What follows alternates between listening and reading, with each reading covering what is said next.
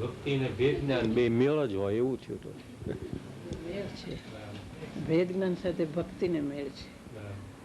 અને સ્વભાવની મહિમા જ્યાં આવી છે, સ્વભાવની પરિણતિ, આ શાશ્વત સ્વાનુભૂતિ એની સાધક હશે, એની મહિમા આવી, એની એ પૂરો અંદર ઠરી શકતો નથી. એટલે બહાર જે શુભ ભાવના આવે એ ભાવની અંદર જે એની સામે જીનેન્દ્ર દેવ, ગુરુ અને શાસ્ત્ર જે સાધકો અને પૂર્ણ થયેલા એ બધા ઉપર કે ઓહો આવી પૂર્ણતા, આવી સાધક દશા, એ બધા જોઈને એને એકદમ ઉલ્લાસ ને ઉછાળો આવે છે. અને જેને ઉપદેશ આપ્યો અને ઉપકાર કર્યો એકદમ ઉછાળો એને આવે છે. એ ભેદ જ્ઞાન અને ભક્તિ બે સાથે.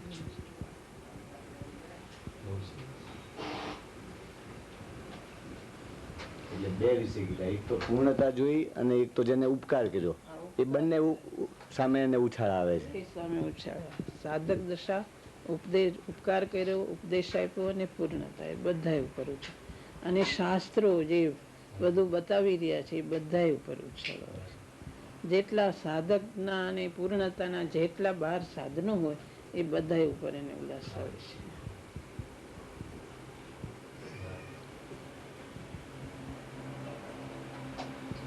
છતાં ભેદ જ્ઞાન એ ક્ષણે ભેદ જ્ઞાન વર્તે છે. પરિણતિ બે જુદી કામ કરે છે, નાયકની અને શુભ ભાવ બે પરિણતિ.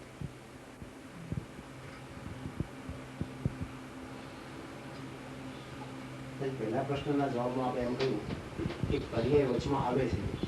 વચમાં આવે છે એટલે શું? એક પ્રગટતા એ પર્યાયને જ્ઞાનમાં જાણે છે અને એના ઉપરથી જ્ઞાયકને ગ્રહણ કરે છે, એમ કેવું છે આપણે? પર્યાય વચમાં આવે છે એટલે શું? એ પર્યાય વચ્ચે પર્યાય ગ્રહણ કરે છે દ્રવ્યને. પણ દ્રવ્યને ગ્રહણ કરવામાં પર્યાય સાથે હોય છે. પર્યાય એમ સીધું દ્રવ્ય ગ્રહણ થયું નહીં, પર્યાય ગ્રહણ કરવામાં સાથે પર્યાય હોય છે.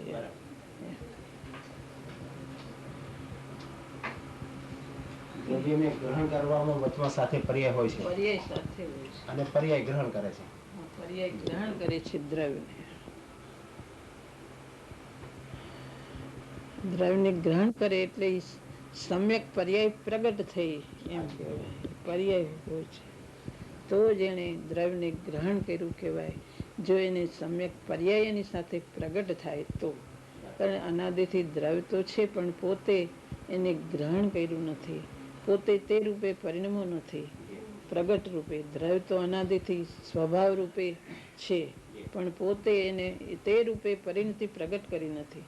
માટે પર્યાય એને ગ્રહણ કરે છે અને પર્યાય એ રૂપે પ્રગટ રૂપે પરિણમે છે. એટલે પર્યાય સાથે હોય છે, પર્યાય એની સાથે પ્રગટ થાય છે સમ્યક રૂપે.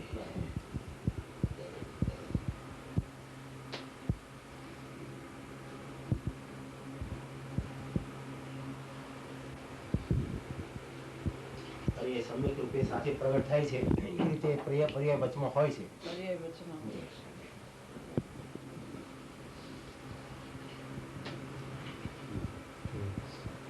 પરમ પૂજ્ય ભગવતી માતનો જય હો.